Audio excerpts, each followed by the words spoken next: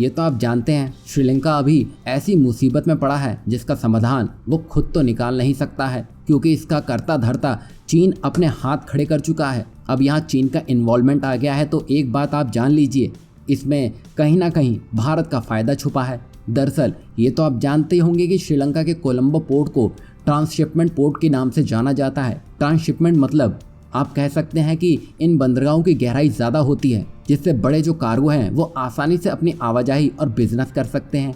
और वहीं भारत की बात की जाए तो भारत में ऐसा नहीं है। पहले कोलंबो पोर्ट से जो भी बड़े बड़े शिप्स के माल आते हैं वो छोटे कार्गो शिप्स के जरिए ही भारत आ पाते हैं। पर अब आप श्रीलंका की माली हालत जानते हैं। कोलंबो बंदरगाह पर अभी बड़ी भीड़भाड़ मची हुई है, जिसकी वजह से ये सारे जहाज़ों का जो ट्रैफिक है वो अब भारतीय बंदरगाहों की ओर जाने के लिए मजबूर हो चुका है, क्योंकि दुनिया के लिए भी यही एक सरल विकल्प बचा है। और ये विकल्प भारत का बड़ा मुनाफा करने वाला है, क्योंकि ये कार्गो मुंबई पहुंच रहा है और यहाँ से सीधे मालगाड़ियों से कोलकाता पहुंच रहा है। और तो और ये ट्रैफिक चेन्नई पोर्ट और कोची पोर्ट में भी दस्तक देने में लगा हुआ है, जिसकी वजह से लगभग 50,000 कंटेनर्स इसमें भारत आने की संभावना है। और जब ये कंटेनर्स खाली होंगे तब भारत इन कंटेनर्स का इस्तेमाल अपने एक्सपोर्ट्स के लिए कर सकेगा, क्योंकि कोविड के दौरान कंटेनर्स की दुनिया भर में शॉर्टेज चल रही थी और श्रीलंका का ये संकट भारत के लिए एक बड़ा मौका बनकर सामने आया है, जिससे हम आने वाले समय में चीन को भी पीछे कर सकेंगे, क्योंकि भारत अपने पोर्ट्स या आप कह लीजिए बंदरगाहों की